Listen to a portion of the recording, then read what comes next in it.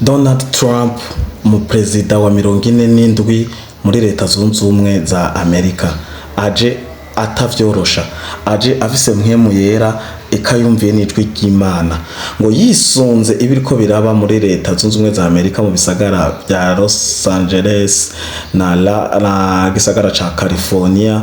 Aje afise impinduka idasanzwe, aho yaje afise ibisha.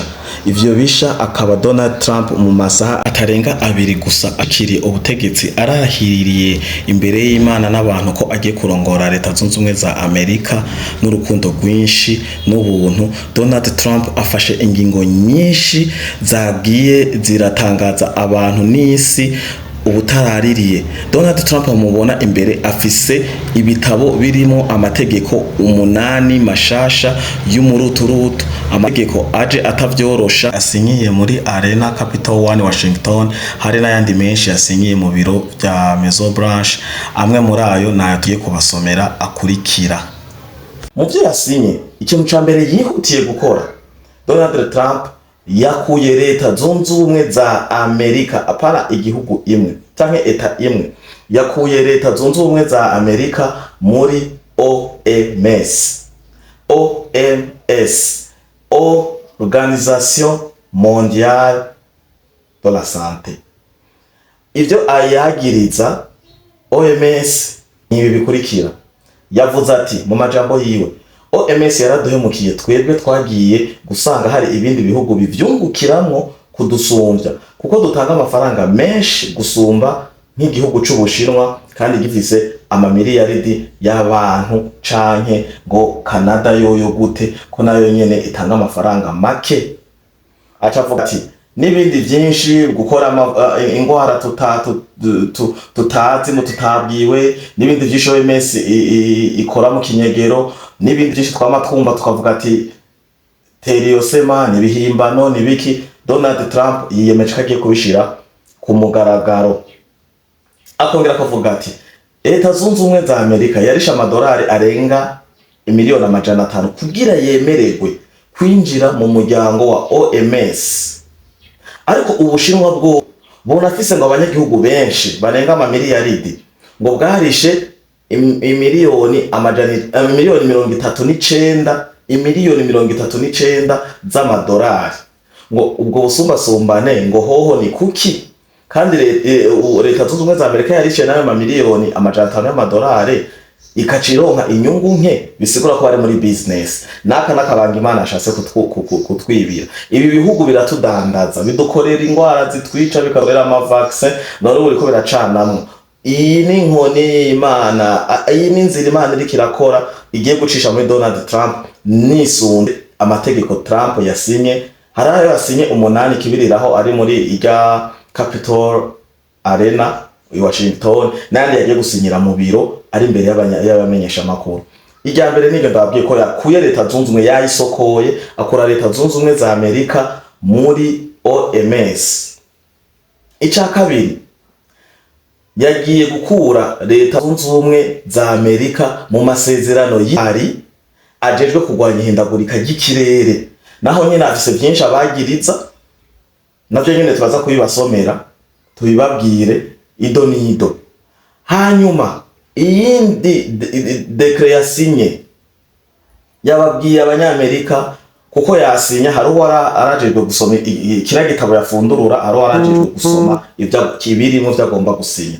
Iki rero yakurikijeho kugabanya ngo ubuzima buzimvye, kandi yanashinze inzego nyinshi za leta zitegerezwa gukurikirana ivyo bikorwa vyihutirwa ubutarariritse. Ubuzima buzimvye ntibuzimvye muri Afrika, mu Burundi, mu Rwanda, hehe ngo muri buno burere buzimvye isi yose, gusa birasumbana. Hanyuma ikindi yakurikijeho, yakuyeho imigwi ikoresha ibiyayuramutwe, bijya bitangwa amakartel. Kuyikuraho ngo ni gute? Yavuze ati umuntu wese azofatwa ari mu mugwi w'ibiyayuramutwe cartel azofatwa nk'umugwi w'iterabwoba. Cartel izofatwa nk'umugwi w'iterabwoba, bazofatwa nk'abateroriste. Gukuraho imigwi ikoresha ibiyayuramutwe kubera ari nk'imigwi y'iterabwoba, ico ni kindi yasinye.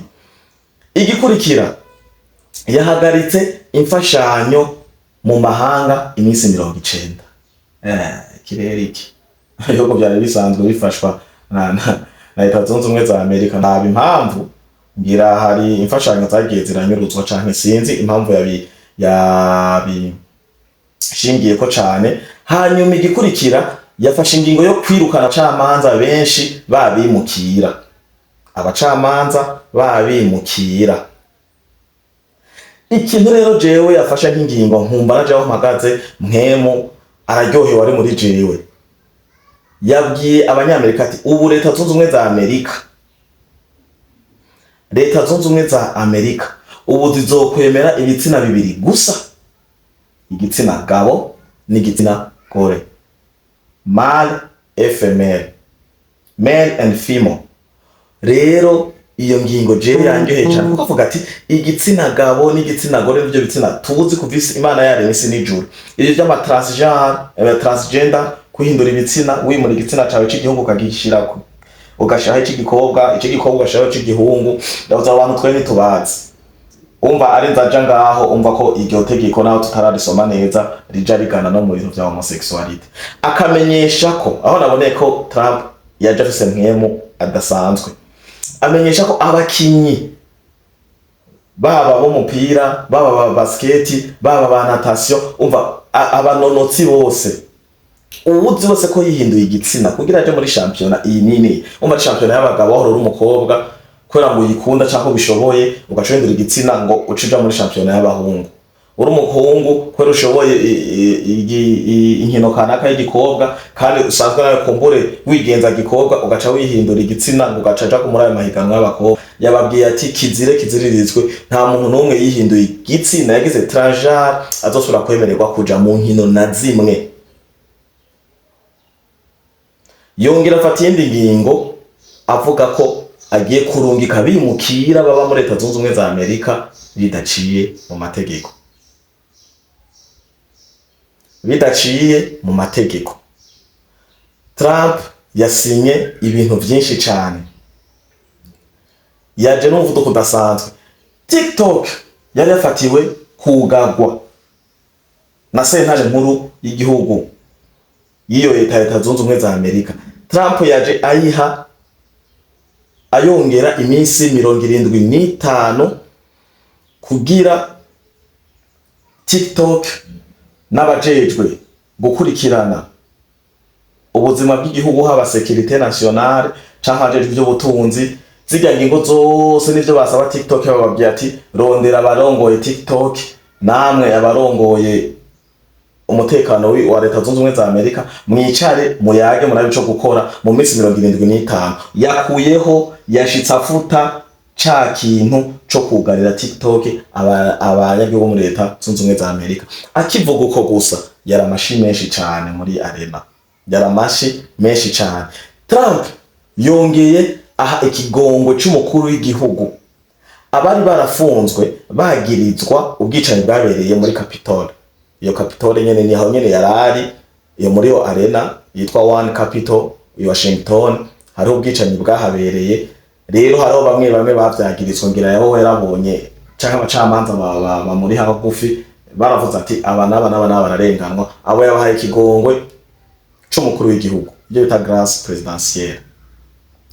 Hanyuma yasubije Cuba, igihugu ca Cuba avuga ngo Cuba yagisubije muri liste noire y'ibihugu byoba ngo bifasha abateroriste. Bari baragikuyemo ba Biden na leta yiwe, yashitse agisubizamwo ubutaraririye. Iyo ni ingiro mu ngingo Trump yashitse afata. Indi ngingo Trump yashizeho yadekraye ivyo bitarengo état d'urgence kuri frontière ya Mexique. Murabiti Trump kira ntwaro yiwe yose ibaye ya kabiri ni ya mbere atko yashitse yubaka igikuta no yongeye gushiraho état d'urgence ku mupaka wa Leta Zunze Ubumwe za Amerika na Mexique. Hanyuma Trump yakuyeho ibihano byari byarafatiwe abo bita ngo des colons israéliens do Cisjordanie. Abo nabo nyene yabarekuye, yabababariye, yabakuye ko ibihano bari barafatiwe. ibi na biriya.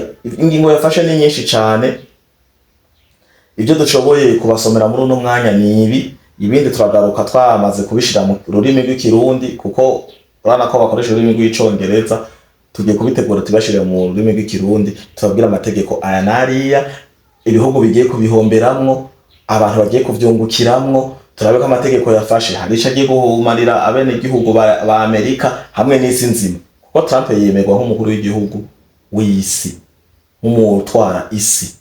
Urumva amategeko amwamwe yafashe, hari igihe mpora numva aho mbadegwa ngo ko haje umukuru w'igihugu ngo ibihugu bibi nibi bizovyungukiramo, ngo hagomba haje ngo abakomuniste canke burya bundi bwoko, ngo ibihugu nibi bizobihomberamo. Trump rero agishika ku butegetsi yashitse afata izo ngingo, n'izindi ni nyinshi, n'ubu ngo aracafata izindi ngingo, kuko ntiyigeza agoheka. Yavuye kwimikwa aja muri Capitol Arena, ava muri arena aja mu biro muri Maison Blanche, afatiraho izindi ngingo. Ngo nazo nizihe tugiye kuzibaronderera, tuzibasobanurire mu rurimi rw'ikirundi. Mu gihe mukibangiriye bimurafyonda subscribe, mwongere mugire like, comment na share kugira inkuru nziza zirabacika zica kuri Fleury TV. Araheza ki